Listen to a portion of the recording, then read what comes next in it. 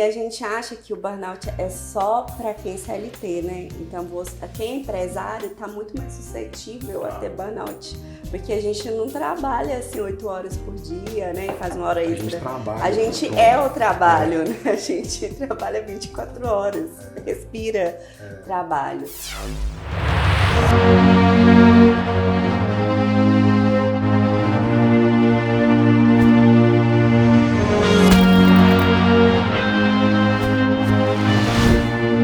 Fala comigo, super jovem, beleza? Eu tô com a Flaviane Silva, ela é dona da Persan Brasil, fundadora da Persan Brasil. É uma empresa especialista em soluções para gestão com pessoas e não de pessoas. Ela vai começar explicando essa história pra gente. É uma empreendedora que começou em casa com R$0, tá? E recentemente, ela vai contar essa história aqui, ela passou de MEI para uma empresa limitada. Olha só que legal, a empresa dela está crescendo. Flaviane, seja muito bem-vinda, que bom ter você aqui. Estou muito curioso para saber qual é a sua história.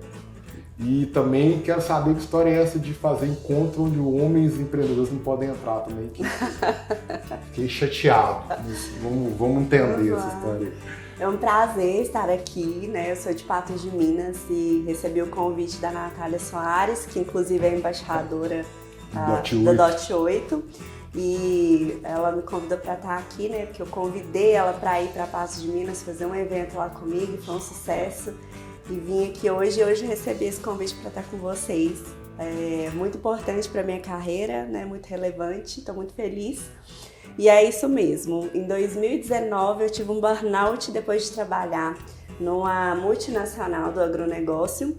E ali eu fiz a pergunta que toda pessoa que está em crise existencial se faz: e agora, o que eu vou fazer, né?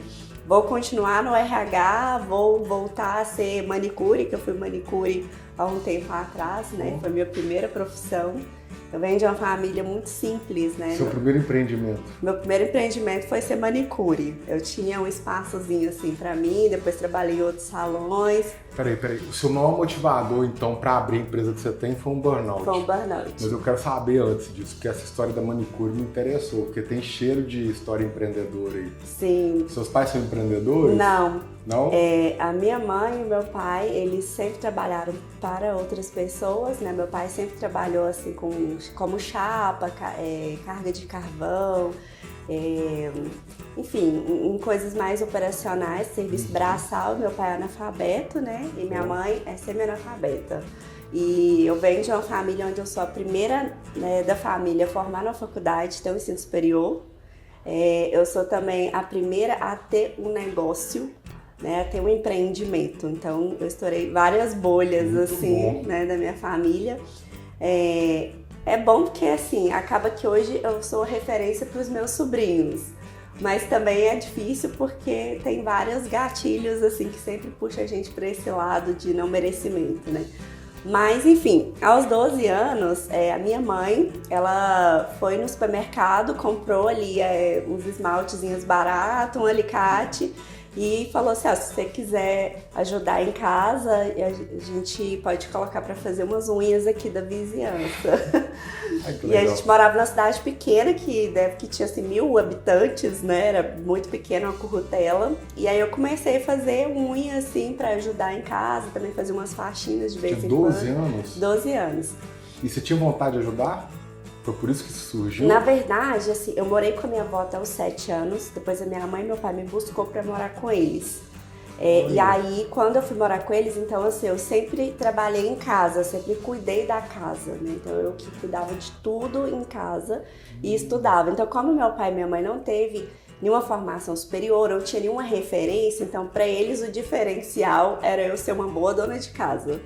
Então eu cuidava de tudo, assim. Então eu sempre trabalhei desde cedo, né? De lavar louça e limpar chão e lavar roupa, fazer comida, tudo. Os pais de hoje em dia não fazem isso mais. Eu fiz isso com minha filha, tá? E assim, aí começou hoje em dia ela odeia lavar louça por minha causa. Eu odeio lavar louça hoje em dia, quem lava é meu marido. E assim, eu tenho fobia quando eu vou lavar, porque eu lembro do tanto de louça que eu lavava. Porque minha mãe e meu pai sempre foram assim muito receptivos, né? Como a gente é evangélico, então sempre teve muita coisa em casa, muito evento, assim, muito culto. E aí sobrava pra mim, eu lavava sozinha. Então eu sou a mais velha de 3 irmãos e os meus 2 irmãos eram mais, assim, de boa, né? Não ajudava muito. Então eu sempre fui muito mão na massa, eu sempre fui muito operacional, essa é a verdade.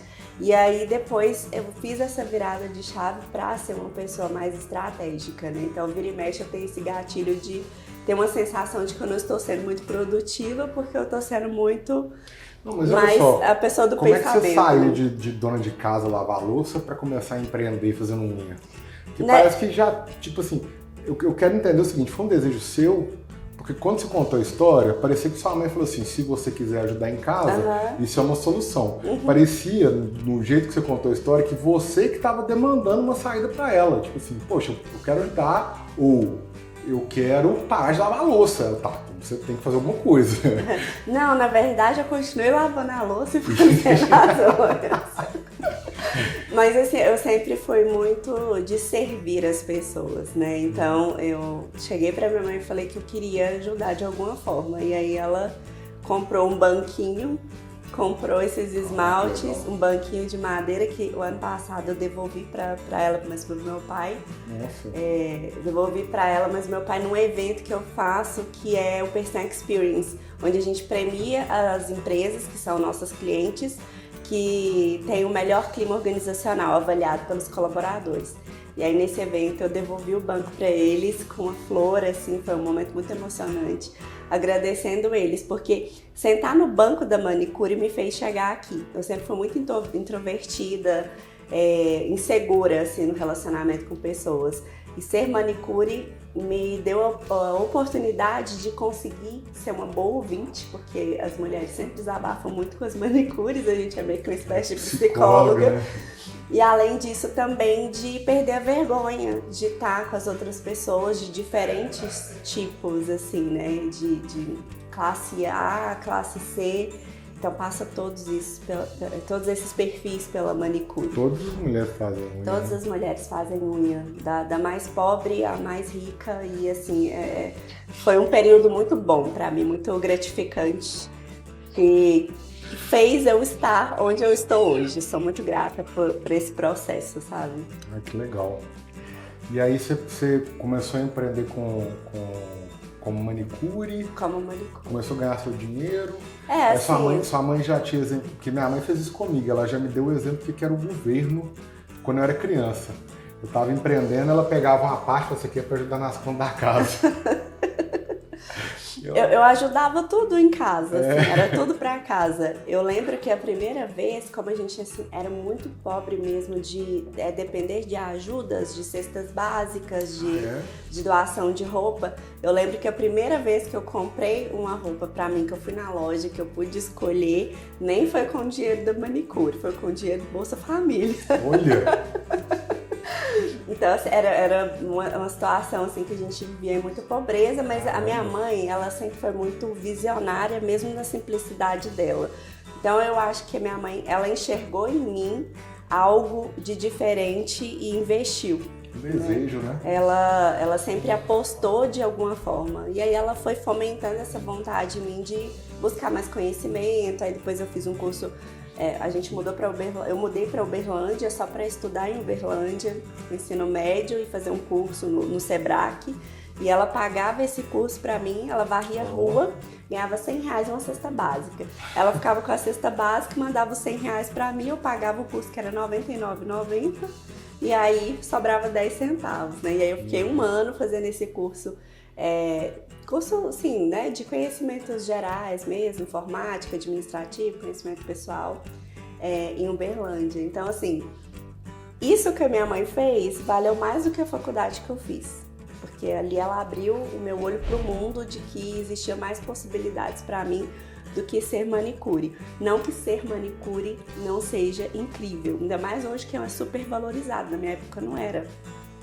Mas assim, me trouxe mais possibilidades. Você pode ser manicure, você pode ser uma pessoa que trabalha na área administrativa, enfim, várias possibilidades, né? E aí Depois eu fui para esse lado de RH, fiz um curso técnico. Meu professor falou assim, Flaviane, você nasceu para isso. Ah, é?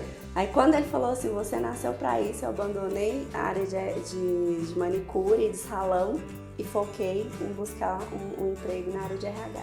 Olha que interessante, você contou que você tinha uma dificuldade grande com pessoas e aí, num tempo futuro, seu professor fala, não, cara, você nasceu para lidar com gente.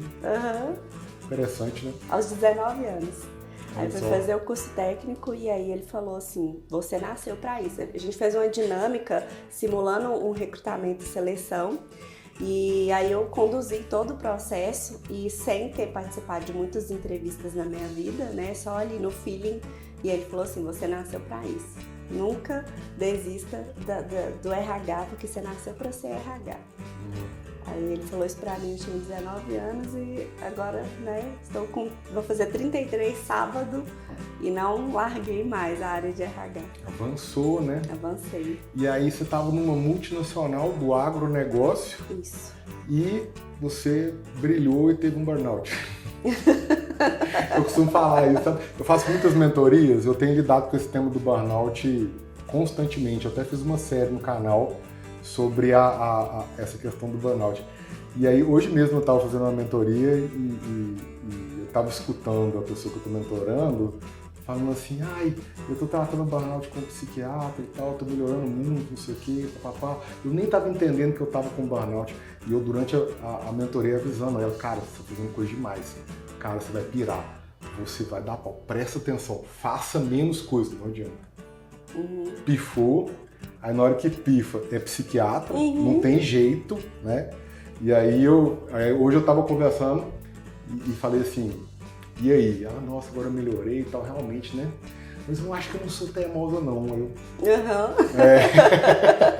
Acho que todo burnoutado é teimoso. Lógico que é, ué. Claro que é. E assim, e a gente acha que o burnout é só para quem é CLT, né? Então quem é empresário tá muito mais suscetível a ter burnout.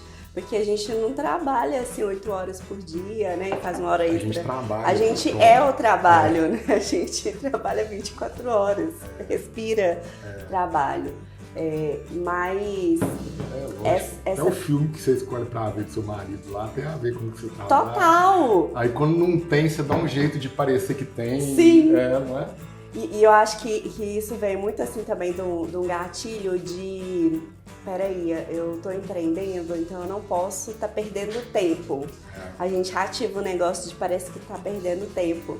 Então a gente quer aproveitar tudo o tempo todo. E eu fui assistir um dorama, tava assistindo um dorama, e aí o dorama me ensinou muito mais sobre gestão de pessoas do que sobre romance.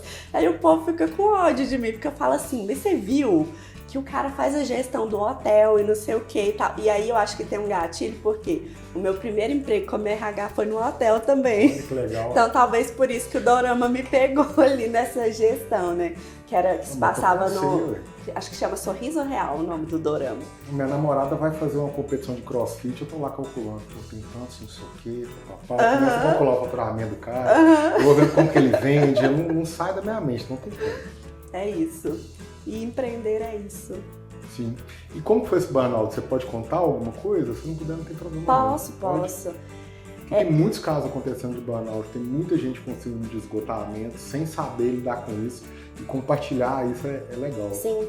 Na verdade, o burnout ele não é um gatilho específico. Como eu tive uma infância mais complicada, né, emocionalmente falando, então tudo isso culminou para isso. Porque a gente sempre fala assim, o burnout é por conta da empresa e tal. Ok. Todas as contas vão para a empresa, né? O imposto vai para a empresa, a infelicidade do funcionário vai para a empresa, o casamento fica ruim e vai para a conta da empresa, todas as contas é para a empresa pagar. Eu acredito que a empresa, né, enfim, ela tem as suas contribuições, as suas pressões, mas eu acho que é muito importante a gente olhar de onde veio. E eu sei que o meu burnout não veio da última empresa que eu trabalhei. Eu tive burnout na última empresa, mas ele não veio dali. Então, aos 6 anos de idade, eu sofri um abuso sexual por um pedófilo, né? Eu sempre falo disso em todas as minhas palestras, sempre que eu tenho oportunidade. E eu morava com a minha avó, então minha mãe e meu pai tinham separado, assim, foi uma separação muito rápida. Mas eu sempre, assim, morei com a minha avó. Como eu fui a filha mais velha, então minha mãe muito nova, não tinha muita maturidade para lidar, com meu pai também. Logo eles tiveram mais 2 filhos e eu sempre fiquei morando com a minha avó e com meu avô. E ainda tinha um discurso, assim, de que a minha avó, ela poderia morrer a qualquer momento, porque ela tinha problema do coração e tal. Então, alguns dos netos sempre meio que acabava ficando, assim, morando com ela, né? E eu fui a que fiquei mais tempo, assim, morando com ela. Então, até os 7 anos de idade. Então, tem pouca lembrança de coisas que eu vivi com os meus pais até 7 anos, né? Quase 8 anos. E aí, nesse período que a minha mãe e meu pai mudaram de cidade, né? Porque minha mãe e meu pai teve um problema de relacionamento ali. Depois meu pai foi atrás dela, eles voltaram, estão juntos até hoje, graças a Deus. Mas nesse período eu tive um abuso sexual por um amigo da família, né? Então eu tinha 6 anos de idade, não sabia nem o que era isso. E fiquei calada até os 19 anos, sem contar pra ninguém. Então, essa introspecção veio do medo de me comunicar e, de repente, sei lá, contar isso pra alguém. Então, eu me fechei. Hoje, olhando pra trás, eu sei que foi isso, né? Mas na época que eu vivia, eu não enxergava isso. Claro. Então, vem essa repressão, aí depois vem os primeiros trabalhos que eu tive como administrativo, como RH, que foram de chefes muito abusivos. Eu tive uma chefe que me trancou dentro do banheiro com ela, e ela falando um monte de coisa, e apontando o dedo na minha cara e tal. E ainda continuei 1 ano nessa empresa depois, porque eu pensava assim, ó, naquela época. Por isso que eu gosto da geração Z por alguns pontos, porque assim, a geração Z não leva esse desaforo pra casa igual a gente que é milênio leva. Mas eu ainda fiquei 1 ano... Eu não, mas beleza. Mas assim, eu ainda fiquei 1 ano na empresa, porque eu falava assim, eu não posso sujar minha carteira. E eu preciso de referência daqui, porque é uma empresa referência. Isso é que ano? 2015, 2016. Nossa, cara, ainda tinha... É porque eu assim, nasci na TI, né? Uhum. Eu empreendo desde muito novo, várias brincadeiras, né? Mas me tornando profissional e trabalhando sempre foi TI. E TI, se você desenvolve bem, as empresas saem na mão para te contratar, né? Uhum. Nunca foi diferente, né? Sim. Até porque é um desafio muito grande, então mas é por isso que eu não empresa tinha esse precisando de medo. você. No meu caso, assim, sobrava profissional no mercado, né? Então hoje não tem mais tantos profissionais que entendem a fundo do que é um RH, né? Então tem muito RHDP ali, esses daí tem, mas um profissional especialista em gestão, né, que é parceiro do empresário, que é parceiro do RH para fazer essa transformação, são poucos. Então hoje eu tô nessa linha igual você com o TI, de ser um diferencial. Mas nessa época não, sobrava profissional, então a gente sofria muito abuso, né? Enfim, então eu tive esse abuso, eu fiquei 1 ano ainda esperando pra, né, não sujar a carteira e tal. E aí chegou um nível de não conseguir mesmo, assim, e aí fui caminhando. Só que eu vejo que todas as oportunidades que eu vivi, mesmo com essas ações de assédio moral que me trouxeram um burnout de presente, mas todas elas me forjaram para ser a profissional que eu sou hoje, sabe? Não é romantizando burnout, não, mas assim... Se a gente olhar o lado positivo das coisas, a gente sempre vai achar. Se a gente buscar com carinho, assim, a gente sempre vai encontrar um propósito em tudo que acontece. Então hoje eu sei o que é a dor de ser um colaborador que sofre assédio moral, mas eu também sei qual é a dor de ser um empresário. Então eu consigo trazer esse equilíbrio para as empresas, que é trazer o empresário para ter um olhar de, peraí, que você tem uma pessoa aqui. Porque às vezes a gente, como empresário, a gente fica muito insensível, porque a gente apanha demais, é imposto, é tanta coisa que acaba endurecendo o coração da gente, sabe? E aí tem que ter uma pessoa igual eu, assim, pra falar, peraí, que não é tão duro assim, mas peraí, que também não é tão bonzinho, assim, ao ponto do seu colaborador não te respeitar e não respeitar a cultura da empresa. Então a gente tem que ter esse equilíbrio. E aí, quando eu decidi empreender, eu fui para esse caminho. né? Por isso que eu falo que é gestão com pessoas e não de pessoas, porque a gestão de pessoas a gente tá falando que eu estou gerindo as pessoas, mas a gente não faz gestão de ninguém, a gente faz gestão de coisas. Pessoas a gente não faz gestão. Legal demais. A gente gere o negócio com as pessoas. E aí eu também defendo que as pessoas não trabalham para a gente, elas trabalham com a gente. Então eu tenho o meu objetivo de vida, o meu funcionário tem o objetivo de vida dele e juntos nós trabalhamos para cumprir os nossos objetivos pessoais de vida. Isso. Né? Então ele trabalha comigo para cumprir o propósito de vida dele e eu trabalho com ele para cumprir o meu propósito de vida. Nossa, eu tive uma conversa anteontem com um dos meus sócios, que uma vez eu não vou falar quem que é, para não expor, né? Mas uma vez ele falou assim comigo, não, eu imagino as pessoas como peças de xadrez e tal. Isso tem uns 2 anos. Eu cortei na hora e falei, cara, tá dando com gente. Cada um é de um jeito. Você não pode esquecer que são pessoas, né? Elas têm a vida delas, a demanda delas, etc, né?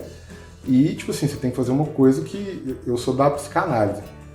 A gestão de pessoas é muito comportamental. Eu tenho uma pós-graduação em psicanálise, é a clínica contemporânea. A psicanálise chama isso de laço, sabe? Laço afetivo, laço moral. Você se enlaça com aquela pessoa, que foi o que você descreveu ali, né? Cada um tem o seu objetivo, mas os dois conseguem encaixar. Não adiantou nada. Ontem foi a mesma conversa de novo. Mas assim, é porque culturalmente a gente vê isso. E às vezes eu me pego falando coisas que é muito cultural, que a gente ouve o tempo todo. Aí eu, peraí, não é isso. Vamos voltar aqui pro foco, sabe? Então é um processo educativo que eu faço com os meus clientes, assim, de sempre fazer eles lembrarem que as pessoas não trabalham para eles. E o burnout foi como? Assim, eu fugi, né, de trazer mais aprofundado. Malandramente. Malandramente. Mas nem foi querendo saber as pancadas aqui. Mas assim, eu entrei numa multinacional que era super difícil, né, na minha cidade, e era super difícil de entrar. E por eu já ter trabalhado em uma outra multinacional do agro, acho que isso facilitou esse processo de entrar nessa, para ser do RH mesmo, para ser analista de RH. E todos os gatilhos de tudo que eu sofri nas outras empresas, eu tive como uma chefe naquela empresa. Então, assim, ela não tinha coisas específicas comigo, mas o jeito dela agir com o grupo, com as outras pessoas, me dava gatilho ao ponto de ficar assim... O que você quer dizer com gatilho? Você usa muito essa palavra? Gatilho, por exemplo, um dia assim, a gente estava reunido e essa chefe estava muito estressada com outros líderes, né? E aí ela ficava assim vermelha, das bochechas ficar bem vermelha e de ficar assim, perdão, não falava mais ficar puta assim com a pessoa. Só que a hora que a pessoa entrava na sala, ela se tornava outra pessoa. Ela não mostrava nenhuma indignação, igual ela tinha acabado de falar com a gente, às vezes até chorar. E aí isso me trazia muito gatilho, assim, de ver outros chefes que eu tive que manipulavam situações.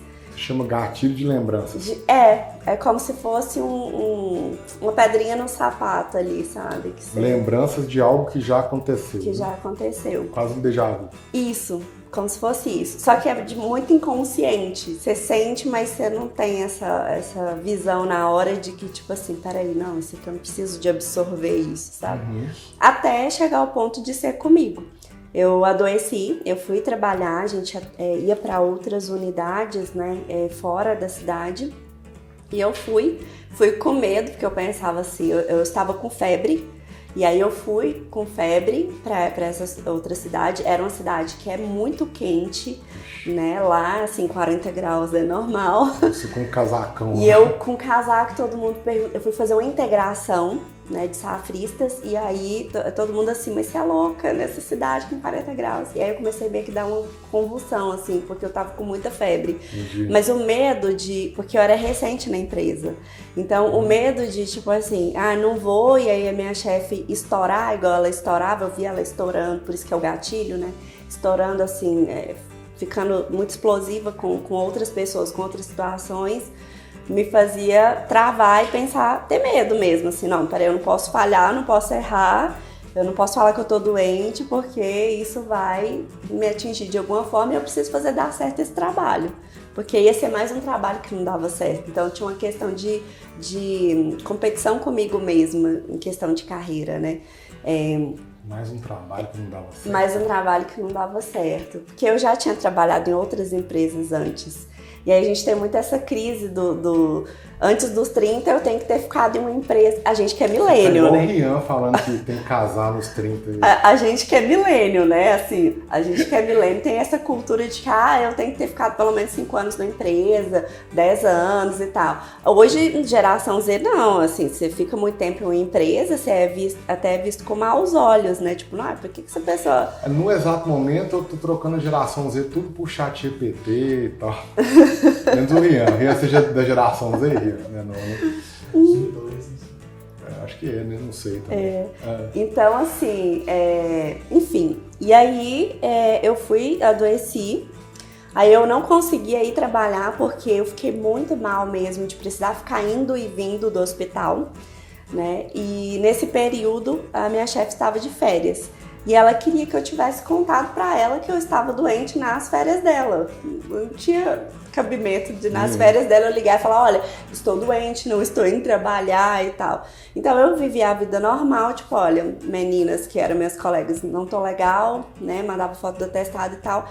E só que assim, depois eu entendi que eu adoeci porque eu já estava com burnout. Então era uma fuga, era o meu organismo gritando socorro, né? Ele tava te tirando de lá na marra. Ele tava me tirando. E aí, beleza, depois eu voltei, aí foi muito indireta, muita perseguição, assim. Assim, olha, reunião pra falar assim, aqui você tem que falar tudo que você faz, você não pode me esconder nada. Cara, nós temos um produto aqui que chama Efeitos, que é uma intervenção psicanalítica em empresas, sabe? Essa palavra que você falou, e tudo, ela aparece toda hora. E aí, os cortes normalmente são o seguinte: qual que é a diferença da palavra tudo e da palavra nada? São duas palavras que têm o mesmo sentido e significado, elas não preenchem nada, elas não têm limite. Cara, é impossível você falar tudo, não tem como. Não é impossível, não tem jeito. Poxa, fui no banheiro, opa. Dei descarga, tô escovando o dente. Isso. E aí, assim, hoje eu entendo que é ser controlador, né? Mas assim... Doido, louco. Aí chegou ao ponto de ir trabalhar, pegar minha chefe falando mal de mim para as minhas colegas, mas falando mal assim, ela não vai conseguir tal demanda, ela não vai conseguir entregar tal. E eu chegar, ver ela falando para minha colega, elas olharem para mim, terminar o assunto, cada uma sentar e fingir que nada não aconteceu. Só que ela, como a minha chefe, ela deveria ter me chamado e falado assim, ó, você está com dificuldade, você está precisando de ajuda, é a primeira vez que a gente tem esse tipo de demanda aqui dentro com uma pessoa executando, você está aqui há 4 meses, o que eu posso contribuir, né? Não, aí ela me tratou como se eu fosse a líder da minha área, porque aí é você questionando um outro setor ou um outro líder sobre o que ele está fazendo com a autonomia, mas eu não tinha autonomia, porque toda autonomia vinha dela, né? Então, isso já gerou toda uma questão interna e eu muito introspectiva, então eu não falava, eu não me posicionava, eu tinha medo de me posicionar. Porque imagina, eu passei a vida inteira calada com uma coisa que aconteceu comigo na infância, que nem era culpa minha, eu achava que era culpa minha. Imagina se eu ia chegar para uma chefe numa multinacional, que era meu sonho, trabalhar e ia falar assim, olha, você falou de mim para minha colega, mas você devia falar para mim e tal, eu não ia, né? Se eu tivesse a maturidade que eu tenho hoje, a visão que eu tenho hoje de gestão, eu teria me posicionado. Essencial, né? Eu acho muito essencial. Então, assim... Semana passada teve uma funcionária nossa aqui que teve um burnoutzinho, sabe? De leve. Eu chamei ela pra conversar e falei assim, cara, você tem que falar não pra mim. Se você não entendeu o que é pra fazer em tal relatório, você tem que falar assim, André, eu não sei qual que é o prazo. Eu vou te dar um prazo amanhã, porque eu vou verificar tal coisa e amanhã a gente conversa. Eu ainda não entendi a parada. Você não pode falar comigo que você vai ir parar no hospital porque você tentou fazer uma parada impossível. Não rola, cara. A gente tem espaço para conversar aqui, pelo amor de Deus. Isso. Mas para dar conta disso foi muita psicanálise que eu fiz, viu? E aí, quem dera se todos os empresários tivessem esse olhar, mas assim, outro ponto, né, assim, saindo do assunto do burnout, é olhar, o olhar que eu tenho para os empresários é todos os empresários, todos os donos, chefes e líderes que erraram comigo, eles não foram ensinados a serem líderes. Não, com certeza não. E aí, assim, ok. Você tá falando do paradoxo líder e chefe, né? Assim, eles não foram ensinados. Porque quando eu comecei a empreender, eu, digamos assim, caí de paraquedas e então eu não sabia comercial, marketing, ainda estou capengando aí, né, para aprender. Então, imagina uma pessoa que ela só tinha ali um dinheiro, uma coragem para empreender e de repente ela já começou a ter pessoas para liderar, enfim. Então, ela não aprendeu isso, né? Sim. E aí a gente quer cobrar, a gente quer RH e fala assim, mas as empresas... Não, é papel nosso de RH treinar os líderes, os chefes para serem líderes, para gerir pessoas. Porque é nós que somos detentores desse conhecimento. Claro. Eles são detentores do conhecimento de negócio, de visão, de investimento, né, da atividade em si. Mas gerir pessoas, não.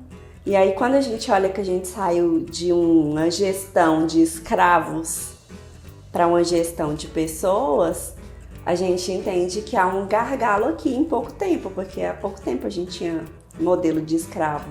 Uhum. Então, há muito conceito nas palavras que vem do modelo de gestão de escravos, né? Aquela CLT é um absurdo. Ela é toda escravocrata, né? Tipo assim, eu acho, pelo menos. Se você não gosta, comenta aí que eu quero saber. Aquilo ali é um absurdo, não dá liberdade nenhuma nem pro funcionário. Não tem liberdade de negociação. Não tem sentido nenhum. Graças a Deus, eu tenho 2 registros só na minha CLT, um de 4 meses e um de 6 meses. Eu não aprovo, não. Tudo bem se a pessoa gostar, se você gostar, mas eu acho que é bem isso que você falou. É baseado numa relação de escravidão mesmo. Sim.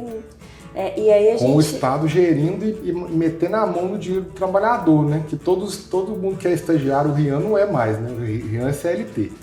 Eu falei assim, você vai ver que é o Estado te roubando todo mês. Ele recebe o contra-cheque lá e fica bravo.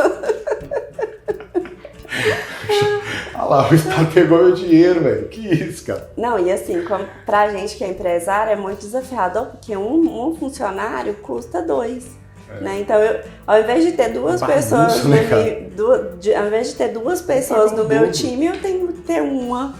Né? E ainda mais assim, você contando que eu saí de MEI para limitada, né? E aí é isso, né? Eu tinha uma pessoa que me custava X, agora eu gostaria de, como cresci, de ter mais pessoas, mas aí ela custa mais caro para mim. Então, assim, é muito difícil, porque a gente vai crescer. O mais caro é o tanto que isso é complicado, cara. Sim. Nós vamos lançar uns produtos novos no Dot8 que eu não posso falar a respeito, né? Mas eu tenho certeza que a maioria dos seus clientes não sabe o tamanho do passivo trabalhista que tem. Tenho certeza disso. Eu descobri o meu em outubro de 2023. Agora eu tenho meu passivo controlado assim no papel. Pode ser que tenha uma coisa errada lá. Uhum. Sabe? Aí, vou falar, né? Nós vamos botar isso no Dot8.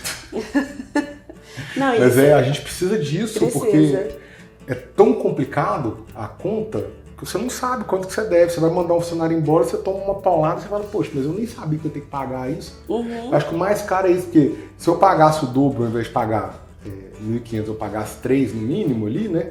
Mas era aquilo ali pronto, se fosse uma coisa simplificada, não seria tão difícil. Eu não teria tanto medo de contratar, por exemplo, sabe? Sim. Então, e aí aumenta a pejotização também, né, com tudo isso. Uhum. Mas enfim... Eu queria saber o seguinte, quando que foi que você pifou? E como é que foi isso? Foi parar no hospital, você teve que tomar todas as drogas de tarja preta possível, você ficou 30 dias com a boca aberta? Não, como é que foi isso? Eu fiquei 2 semanas levantando, arrumando, colocando o uniforme, E na hora que dava o horário do ônibus passar, porque era numa fazenda, né? Então, assim, na hora que dava o horário do ônibus passar, eu não conseguia ir, eu dava dor de barriga, eu tremia, eu suava, Aí passava, falei, agora não tem jeito de ir mais, então o ônibus já foi, então não tem jeito. E aí eu deitava e eu começava a me culpar, mas eu queria ir porque eu tinha que ter ido. E aí eu fiquei nesse processo, assim, 2 semanas seguidas, até meu marido falar assim, ó, todos os dias, levantando todos os dias, tomando banho, vestindo uniforme, até dar o horário do ônibus passar, deitar, chorar. Nossa. E não conseguia arrumar a casa, não tomar banho, só comer porque ele me obrigava a comer. Nesse período de burnout, assim, eu emagreci mais de 20 quilos. Depois disso, eu engordei muito. Aí venho agora, né, tentando tratar pra reduzir. Mas assim, o burnout, ele deixa sequelas na gente. Nenhuma das minhas sequelas foi ter ganhado peso. E aí eu fiquei nesse processo de ficar em casa, de cama, e chorando, e a minha chefe manda mensagem: você não vai vir hoje, que não sei o que, de ligar, de xingar, de mandar áudio, assim. E aí eu ficava mais assim, desnorteada ainda. E aí aí meu marido falou assim, olha, vamos pro médico, que isso não tá normal. E aí fui pro médico. Aí ele falou assim, você vai pedir o médico encaminhamento pra você e pro psicólogo. E aí foi a primeira vez que eu fui pro psicólogo na minha vida. Nossa, quantos você tinha? Eu tava com 27. Tá bom, o meu foi 29, tá bom. 27. E aí, consegui uma psicóloga, fui. Só que antes disso, como eu sou cristã, eu fui no meu pastor também conversar com ele. Só que eu fui no início, tipo assim, quando eu vi que a coisa estava feia. As mesmas coisas que ele me falou, minha psicóloga me falou. Ó, que legal. Só que o pulo do gato foi eu entender que eu estava num processo de comparação. Então, meu marido, ele trabalha na mesma empresa, ele começou como almoxarife, né? E hoje ele é gerente comercial. Depois dele só tem diretor, então assim, para ele subir, né, aí só se virar diretor. E é uma empresa que cresceu muito, assim, né, depois da entrada dele. E aí eu comparava muito a minha trajetória com a dele, porque na cabeça do millennial você tem que fazer carreira na mesma empresa para você ser relevante. E aí eu já tinha passado em várias empresas que sofri muito assédio moral. E aí eu olhava e pensava, às vezes eu tinha que ter sido mais resistente, eu tinha que ter sido mais dura, porque eu teria ficado 5 anos, 10 anos. E eu olhava pra ele e falava, mas ele é muito mais duro do que eu, como que ele consegue, ainda mais trabalhando com comercial. Então ela me fez enxergar que parte do meu burnout também era o excesso de comparação, de querer viver uma trajetória que não era a minha. Porque não tinha como. Pensa, você ser trancado dentro do banheiro. Meu marido nunca foi trancado dentro do banheiro. Entendeu? Então, assim... eu tenho clientes na Argentina, sabe? E a Argentina, ela é um país muito liberal na questão sexual. Então, todos os ambientes são diversos. Eu acho isso maravilhoso. Só que o argentino, ele pega muito. Ele encosta muito, naturalmente. Eu não gosto que encoste em mim. Eu encosto o mínimo, sabe? Eu gosto muito de carinhos, da minha filha, da minha namorada, gente que tem muita intimidade comigo, sabe? Uma pessoa desconhecida encostando em mim me incomoda. E lá, tipo assim, como tem essa questão da normalidade, da diversidade, etc., eu fui cantado por homens de forma extremamente violenta e eu consegui entender muito do que as mulheres passam, principalmente as pequenas. Porque eu falei assim, cara, se esse cara tá encostando a mão em mim, eu tenho 1,90 m, e eu consigo derrubar esse cara e sair na mão com ele sem grandes problemas, imagina uma menina de 15 anos, que esse cara não vai achar que ele tem direito de fazer, né? Uma menina de 1,5 m, sei lá, entendeu? Então, assim, eu entendo isso de verdade, né? É surreal. Então, assim, você tem o assédio moral dentro de uma empresa, você tem 2 relações de poder, você tem a relação de poder de tamanho, a relação de poder de autoridade, né? E você vai ter que se defender disso, né? Com unhas e dentes. Você trancado. Eu não sei se eu ria ou se eu partia pra violência. Se tivesse alguma ameaça, tinha chance. Não, mas assim, são várias. Então essa foi a primeira, tal. Aí depois na próxima, que eu trabalhei por um tempo maior também. Você teve esse problema com homens também, em autoridade? não? Assédio moral, assédio sexual? Eu tive assédio sexual numa das multinacionais que eu trabalhei do agro, porque eu era a única mulher da unidade. Eu era a única mulher da empresa na unidade. Outra funcionária que tinha uma terceira, que era da limpeza, mas ela não tinha muito contato, assim, né, com o pessoal. E aí era van, cheio de homem, saiu de mulher. Nossa. Aí os assuntos eram, ah lá, aquela gostosa na rua, não sei o que e tal. E aí... Eles esqueciam que você tava lá. E eu, assim, tinha que falar, agora eu faço o quê? Viro um homem aqui, né? Me comporto como um homem, falo, nossa, gostosa mesmo, né? Mas, assim, então tinha muita coisa, muito indireta, muito piscar, né? Até um dia um colega meu sentou do meu lado e falou assim, nossa, olha aqui uma fotinha de quando eu era pequeno. Aí me mostrou uma pornografia, assim. E eu fiquei, assim, em choque, meu dia acabou pra mim, assim. Aí depois ele começou a ficar me mandando mensagem, aí eu mostrava pro meu marido, falando assim, ele usava uma coisa como se fosse meio que maravilhosa, alguma coisa assim, como se ele tivesse uma super intimidade comigo, sabe? E aí, assim, era uma empresa que eu queria fazer carreira, porque eu queria sair da unidade, né, da minha cidade pra ir pra Uberlândia, que era onde era a matriz. E eu queria fazer carreira no RH, então eu comecei como administrativo nessa empresa, mas fazia algumas atividades de RH. E aí, assim, depois a empresa demitiu todo mundo, né? Porque ia demitir o chefe, então para demitir o chefe, demite toda a equipe do chefe. Já fiz isso. Multinacional faz isso. E aí fui demitida, logo depois entrei na outra multinacional também do agro. Mas assim, foi muito difícil, porque eu ia trabalhar com medo. Eu deixei de ir na festa da empresa para conhecer a galera toda da região, porque eu fiquei com medo de ir na mesma van que só tinha homens. Nossa. E aí não podia ir no meu próprio carro, eles não aceitavam, tinha que ser na van da empresa, porque tinha todo um protocolo para entrar no evento e tal. Não podia levar acompanhante, só podia ser os funcionários. E aí eu perdi a... Eu pedi pra dar ruim, né? Eu pedi a super... Mas aí você ficou nesses 15 dias, você foi no psicólogo e aí você se recuperou? Não, aí eu fui no psicólogo. Aí você falou assim, foda-se, vou empreender? Não, eu fui no psicólogo, aí ela trouxe todos esses insights, eu comecei a pensar, mas ainda continuei assim, chorando. Até o meu segundo ano pós saída da multinacional, porque eu nem fui lá para pedir demissão, eu mandei um e-mail, falando, tremendo, né, assim, tal, falando que não ia conseguir voltar e tal, se eles podiam abrir mão de eu cumprir o aviso e tal, eles não abriram, óbvio, então saí com a rescisão zerada, né, sem receber nenhum real, e com burnout, e depois eu fiquei nesse processo de me perguntar o que ia ser de mim agora, porque aí eu achava que todo mundo da minha cidade, como é uma cidade menor que BH, todo mundo ia saber o que aconteceu comigo, que todo mundo ia achar que eu era incompetente, porque já era mais um emprego que eu não ficava.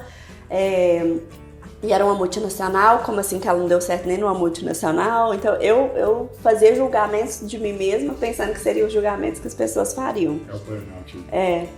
E aí eu não tomei medicação, minha psicóloga falou assim, não vou te deixar ir pro psiquiatra. A gente vai tentar te tratar conscientemente, porque você tem um nível de consciência muito alto. Que bom, cara. É bom, viu? Você não precisou de tomar... Não precisei de tomar medicamento. É porque medicação, ela é pesada, seu corpo demora para adaptar, depois você tem que desmamar da medicação, é bravo, viu? Sim.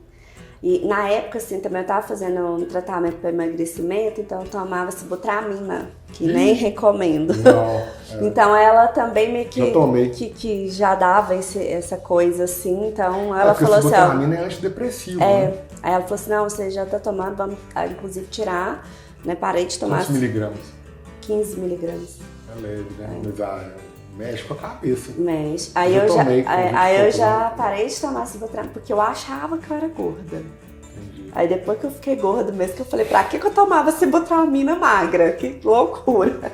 Mas enfim, aí eu parei, né, com a medicação e aí fui só pra questão de consciência. Aí eu fui estudar comportamento humano, fui me aprofundar e falava com meu marido assim, a gente endividado, falava assim, olha, viu um curso, não sei o quê, eu acho que ele olhava e pensava, você é louca. Você viu um curso da FGV? R$1.000. Você paga pra mim? E já botando pra rodar a ideia da empresa. Porque a gente sempre falava assim, um dia a gente tivesse uma empresa, ia chamar Persan, que é Pereira de Per de Pereira e San de Santos, que é Pereira do meu nome e San de Santos, que é do nome dele. Então a gente brincava, mas nunca assim... Eu pensava, vou ter um salão que chama Persan, sei lá, alguma coisa, mas nunca pensava em empreender com gestão de pessoas, né, com gestão com pessoas. E aí eu comecei a desenhar um portfólio para atender um tio dele que tinha uma sorveteria, porque um dia ele falou assim, você podia me dar uma ajuda aqui com os meus funcionários. Isso quando eu trabalhei na primeira multinacional. E aí eu não via, falar assim, mas como que eu vou ajudar ele, né? Como assim, ajudar com o quê? E eu comecei a desenhar um produto para atender ele, pensando assim, vou atender ele de graça ainda para ser um case e depois eu sigo com isso, se der certo. Aí eu cheguei nele para apresentar o produto, ele falou assim, não dou conta, eles ficaram super emocionados, né? Assim, de ver de onde eu vim, todo o que eu estava apresentando, falou assim, não, isso aqui é muito para nós não queremos de graça não, porque você merece ganhar por isso, porque tá muito bem feito e tal. E aí, quanto você ganhou? Não ganhei nada, não fiz o trabalho para eles.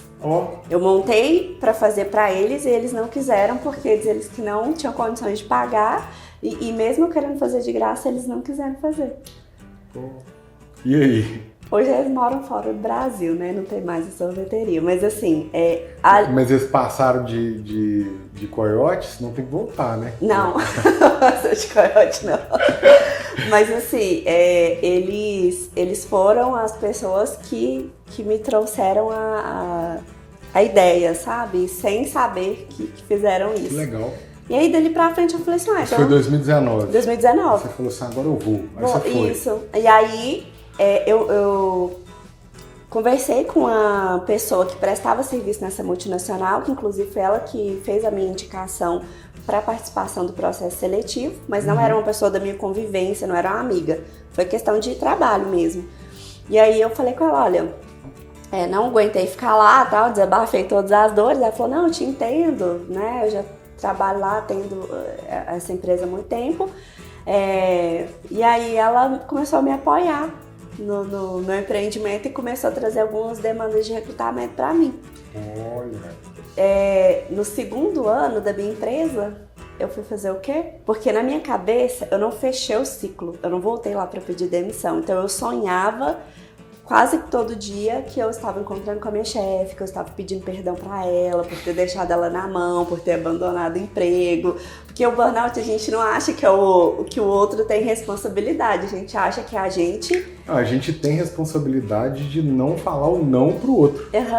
De não limitar aquilo que o outro invade do nosso espaço. Isso. Né? E aí eu ficava nessa de que eu achava que eu tinha que encontrar ela algum dia e pedir perdão para ela. Né? E aí eu fui encontrar ela só o ano passado, 5 anos depois que eu saí. E eu olhei e falei assim, caraca, preciso pedir perdão pra ninguém. E nem ela pra mim, porque ela não tem culpa também, assim, né? Falta de saber lidar dela, né? Mas isso aí pode acontecer comigo também. Então, assim, eu não julgo ela, mas foi o gatilho que eu tive, foi ela, né? Então, aí essa amiga começou a me apoiar. 2 anos depois eu vou fazer o quê? Recrutamento e seleção para essa empresa, junto com essa minha amiga, que é minha... Eu falo que é amiga porque a gente se tornou parceira, depois, né, ficamos amigas. Hoje ela mora fora do Brasil, né, foi atender uma demanda lá dessa empresa e ficou por lá.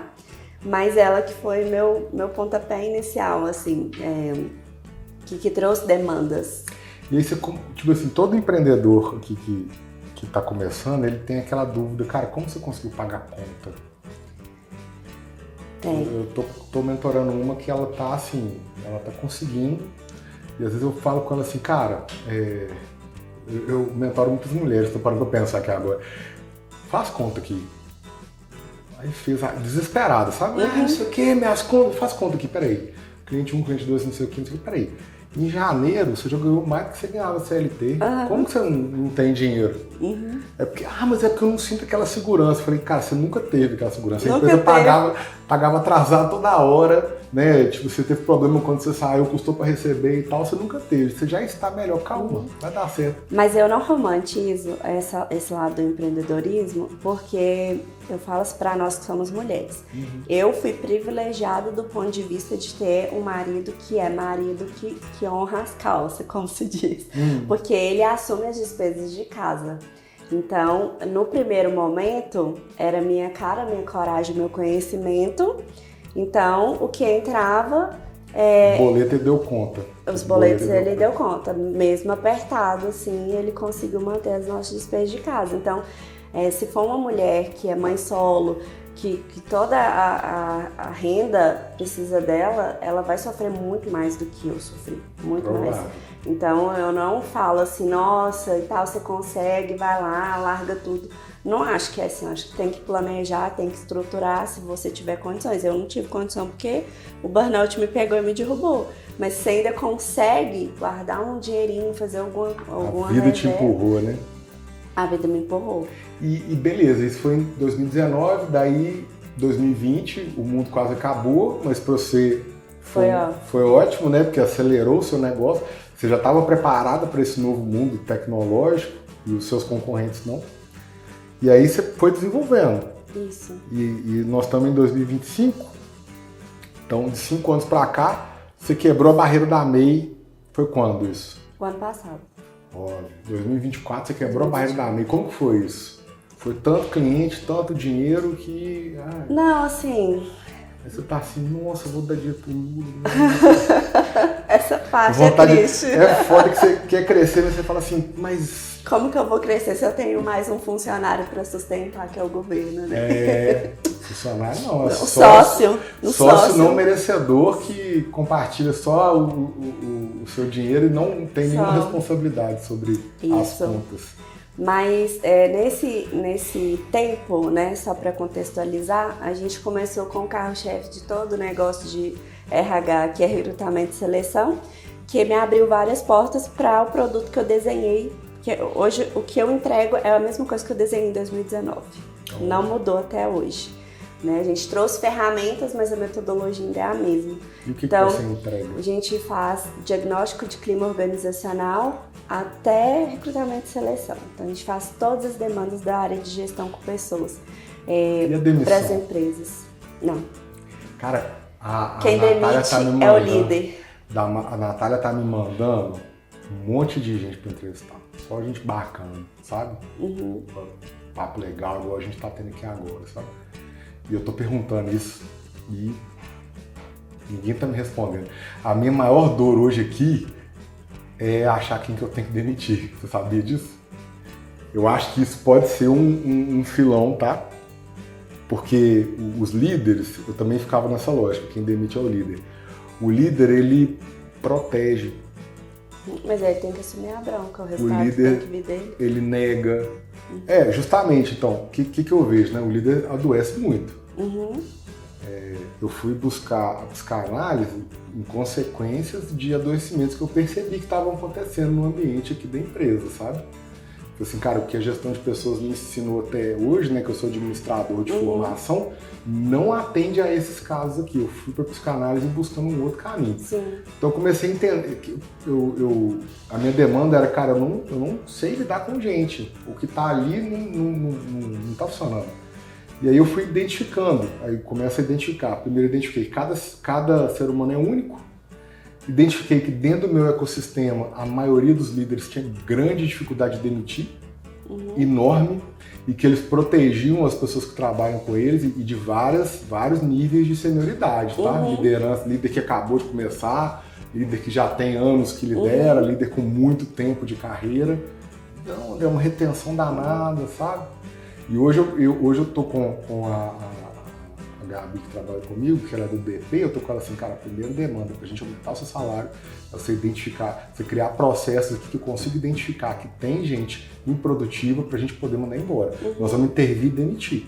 E nós vamos chamar o líder e ele vai precisar, tipo assim, convencer muita gente de ter mais tempo, etc. Porque, principalmente depois do home office, que a minha empresa ela é predominantemente home office, o que eu pego às vezes de gente à toa, que me ferve o sangue, que você não tem noção, e aí eu vou chamar o líder, não, André, me dá mais um tempo e tal, não sei o quê, problemas de segurança, sabe? Tipo assim, E aí eu acho que isso pode ser um filão.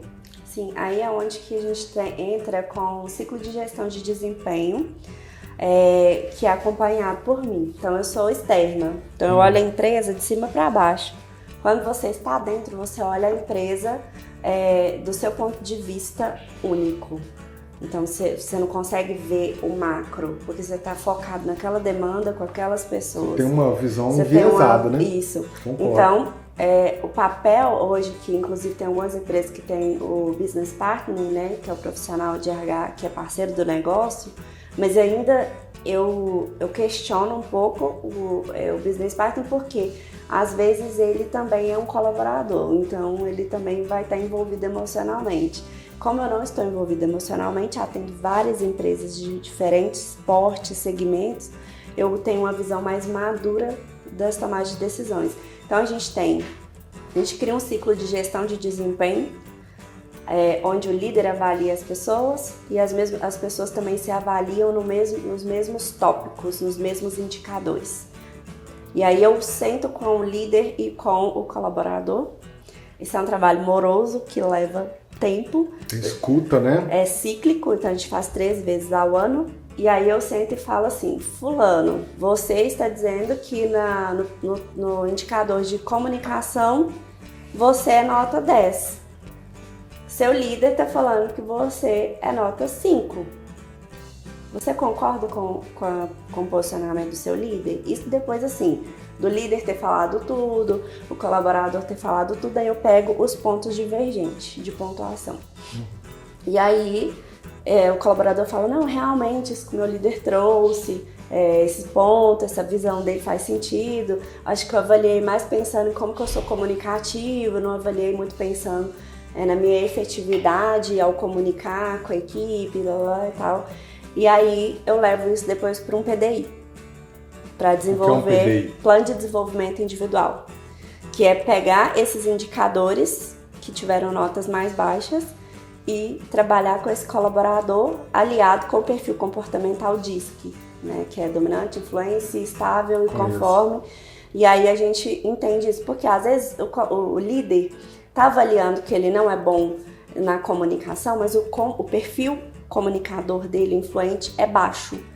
Às vezes a forma que ele vai se comunicar não é falando igual todo mundo que tem facilidade para falar.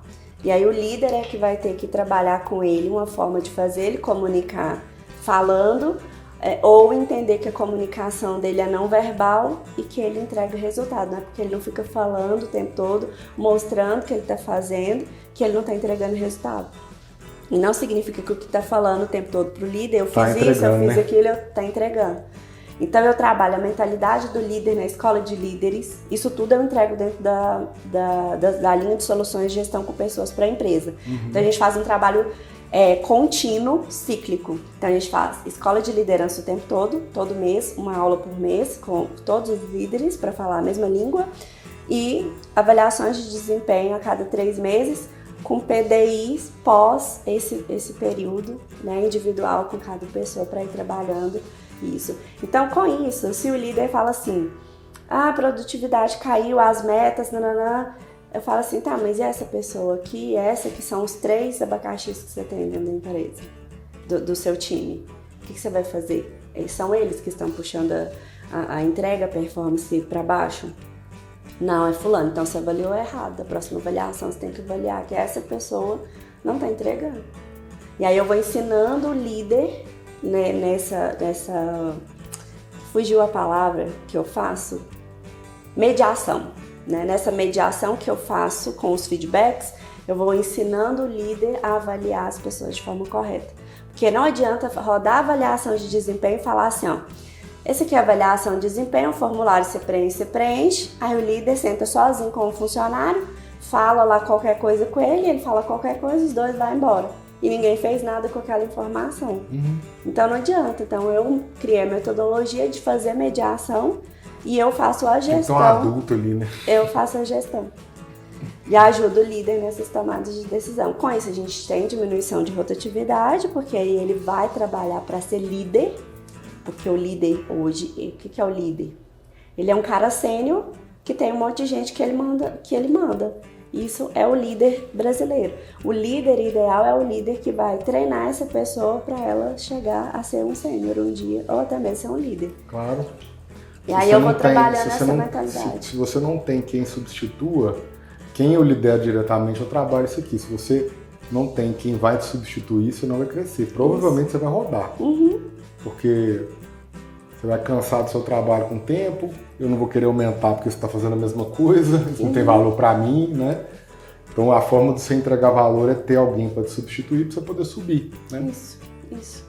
E também porque todos nós somos substituíveis. Amanhã você pode adoecer igual eu adoeci, você pode mudar de cidade, você pode, várias coisas podem acontecer e aí você não deixou ninguém preparado para assumir aquela posição. É muito egoísmo da gente pensar que não vou treinar alguém porque essa pessoa vai pegar meu lugar. Mas e amanhã? E amanhã você não vai estar aqui. E aí você foi muito egoísta. Você foi egoísta, você foi um pouco ingênuo também, né? Porque você, assim, quem faz isso aqui no Ieto, até sócio, tá? Cava a própria cova, cara. Roda. Porque não tem jeito. Invariavelmente a empresa do cara, no mínimo, vai parar de crescer. Sim. E certamente, se ele for desse jeito, ele vai adoecer, não tem como. E esse aqui eu vejo que não é só líderes que fazem isso. Donos de empresa fazem isso. Também. Eu tenho um cliente que eu atendo, ele trouxe vários líderes de fora e aí começou e essas pessoas, ele falou, vocês têm total autonomia para fazer o negócio bombar. Quando as pessoas começaram a fazer sozinha, ele sentiu que ele não tinha utilidade. Foi lá e demitiu todo mundo. Porque ele sentiu que ele não estava sendo útil. Porque ele não assumiu a cadeira de presidente. Olha entendeu? Só. Ele não deixou os caras ser diretor. Ele não pensou assim, cara, eu já trabalhei tantos anos, já tô ficando velho, já tô cansado. Deixa esses caras pegar essas bombas. Ele sentiu falta de ter as bombas do dia a dia para ele resolver. E demitiu todo mundo, a empresa continuou do mesmo tamanho, a mesma coisa. E aí agora meu papel é trabalhar a mentalidade desse dono desse negócio para ele entender que ele não vai deixar uma empresa para o futuro se ele continuar sendo o mão na massa e não sendo o presidente. Talvez a sua empresa seja uma boa parceira de efeitos, tá? Que a gente atua num ponto que você não consegue atuar, que é o ponto da psicanálise, o ponto do mal-estar do sujeito, daquilo que é peculiar. Por exemplo, igual você falou, você identificou como ele se apresentou de forma incorreta. Na psicanálise, a gente vai trazer porquê disso, entendeu? E o setting psicanalítico, ele é fechado, ele é uma sessão de psicanálise, ela é privada, não pode ser gravada, o psicanalista ele é um psicólogo, ele não pode falar o que foi dito ali naquela sessão, é um espaço seguro. Ali vai ser tratado o porquê disso, entende? Sim. Porque, igual você está falando assim, poxa, eu tive uma questão na minha infância que eu localizei, etc. Isso não tem empresa que trata, efeitos trata, entendeu? Sim. Legal, bacana. Esse cara muito provavelmente tem algum problema com insegurança, tinha que investigar para localizar isso e colocar para ele, né? Cara, isso existe para você, o que você quer fazer? Entendeu? Igual a sua psicóloga fez com você, né? Olha, você tá com isso aqui apresentado, e aí, o que você quer? Eu quero isso aqui só de vez em quando. Aqui eu não quero não. Você começa a escolher, né? Sim. Mas eu faço isso com os meus clientes, sabe? Eu mostro, olha, no PDI eu tenho a oportunidade de ouvir a história de todo mundo. Eu faço perguntas que levam as pessoas a me contar a história delas de vida. E eu não uso isso pro líder demitir a pessoa. Eu uso isso para eu desenvolver a pessoa. Não, show. Eu boto fé. São trabalhos um pouco diferentes. Sim. Existe uma profundidade diferente. Sim. Eu acho que dá pra fazer uma parceria legal. Então, beleza. E aí, quando que você começou a faturar a grana aí? Foi ano passado? Eu ainda tô esperando essa grana. Ah, é? Mas assim, a gente... Hoje a sua empresa é você e mais quem? Hoje eu tenho mais 3 pessoas trabalhando comigo. Contando com o maridão ou não? O marido, assim, ó... Mulher empresária, todo marido ajuda ela, né? Nem que seja assim na força do ódio. Mas ele hoje me ajuda mais com ideias, com finanças, mais nesse ponto, assim. Mas é uma apoio, porque trabalhar junto eu não gosto, não. Eu acho que mistura demais, assim. Já a relação conjugal ela já tem uma hiperconvivência. Se você não tiver nos seus espaços assim, dá ruim demais. Eu gosto de chegar no final do dia e poder contar pra ele tudo que aconteceu. Acho que se a gente estiver trabalhando junto, a gente não tem esse momento, porque... Então ele vai falar assim, não foi isso não. E aí vai começar a rebater. Aí vai começar como se diz, a DR empresarial. Mas assim, a gente tem, acho que, propósitos parecidos, mas para negócios diferentes, sabe? Então, a gente se conecta, porque ele também faz gestão de pessoas, ele é líder, né? Gerente. E a gente se conecta, eu troco com ele traz algumas coisas, eu trago algumas dicas e ele vai melhorando a gestão dele, eu vou percebendo outras coisas nos meus clientes que eu posso contribuir, então a gente tem uma troca muito legal. Mas hoje a gente está num processo de crescimento, então a gente está buscando profissionais também que tenham um nível de maturidade, e eu digo maturidade mais do que senioridade, porque para mim um profissional maduro é um profissional que já passou por algumas empresas com algumas dificuldades iguais às minhas, então quando ele vai cuidar do meu cliente junto comigo, ele tem esse mesmo olhar que eu tenho. Tipo assim, eu sei o que você está passando como empresário, mas eu também entendo a dor do funcionário que está com você por você ter esse tipo de comportamento. Tem um olhar parecido com o seu, parecido. Mesmo não tem jeito. É porque toda vez que eu vou formar alguém para liderança aqui na empresa, o primeiro sintoma costuma ser a pessoa tentar achar alguém igual a ela. Não, não tem como. Impossível. Não tem como. Isso é toda hora. Aí tipo assim, eu sempre, quando tá perto de mim, eu chamo pra saber como é que foram as entrevistas, né, de emprego, aí eu tô vendo a pessoa se descrevendo e tal, assim, mas isso aí, a pessoa que você entrevistou foi você mesmo, você entrevistou no espelho, começa a zoar e tal. Aí vai mudando, né, vai mexendo um pouquinho. E eu gosto de time diverso, mas com uma diversidade com equilíbrio. Por exemplo, um time onde a cultura da empresa é resultado, eu não posso ter muitas pessoas do perfil analista, ainda que o analista seja importante. Por quê? Uma pessoa do perfil analista ou do planejador, ela é mais lenta e ela gosta de processos onde ela tem tempo para fazer aquilo muito bem feito.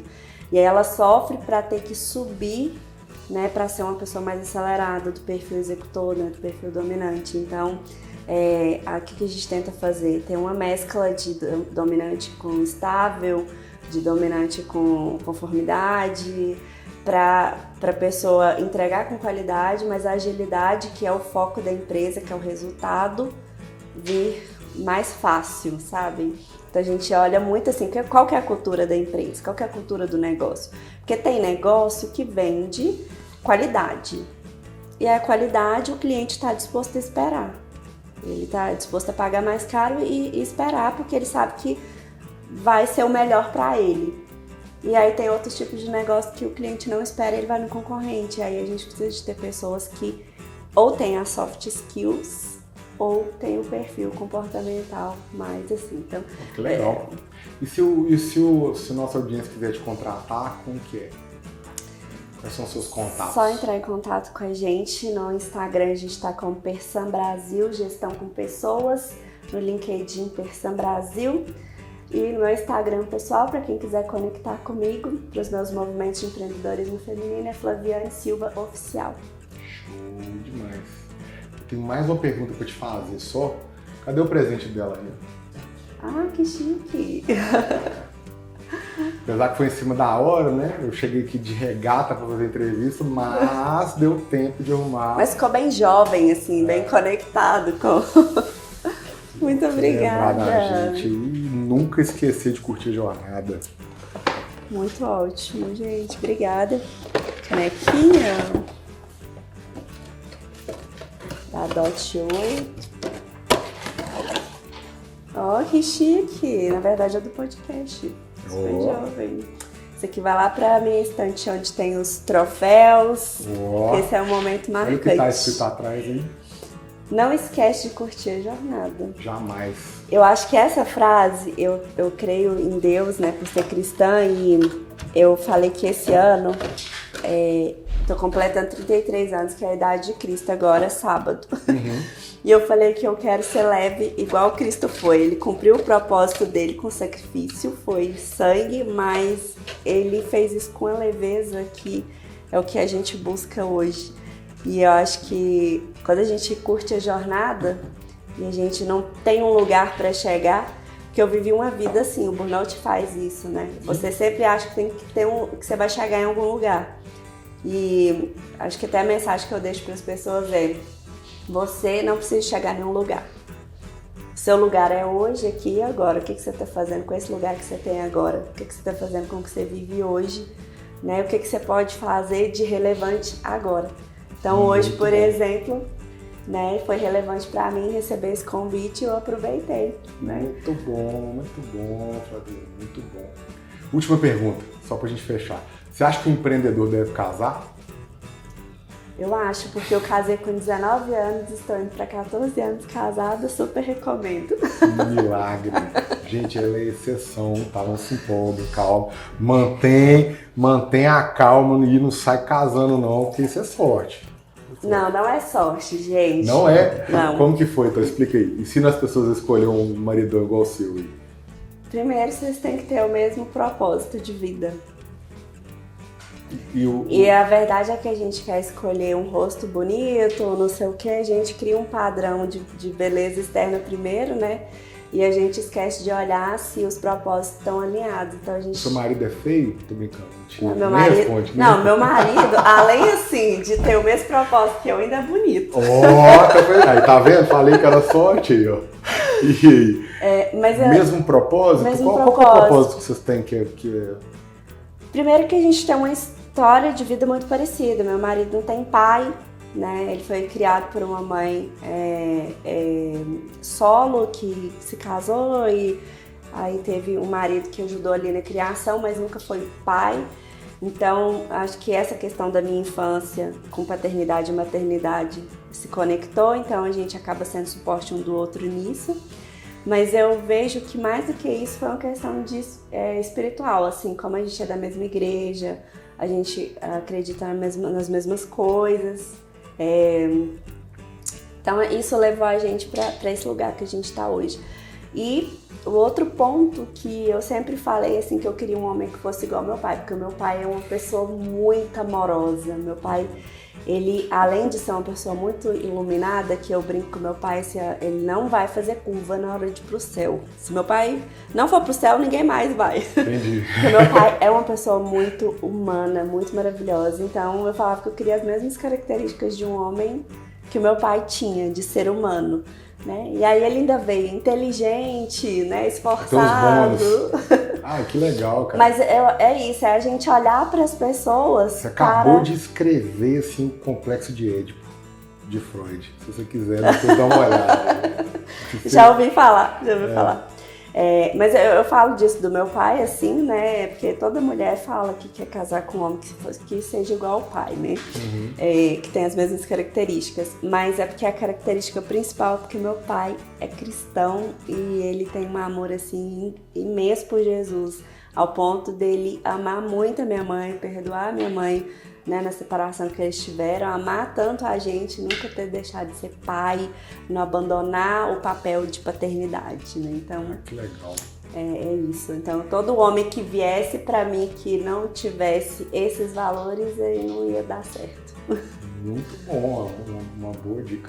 Com comunhão ou separação de bens? Com comunhão. Por quê? Porque os dois eram pobres, ué. Já tava lá, né? Não tinha nada antes, né? Hoje, graças a Deus, estamos juntos aí, mas tudo que a gente conquistou foi junto. A gente casou muito novo, né? Com 19 anos, ele com 22. Sim. É porque eu sempre trago isso, e é sempre uma pergunta que, às vezes, não é sempre que o pau quebra, mas com a Natália foi engraçado, depois você olha lá.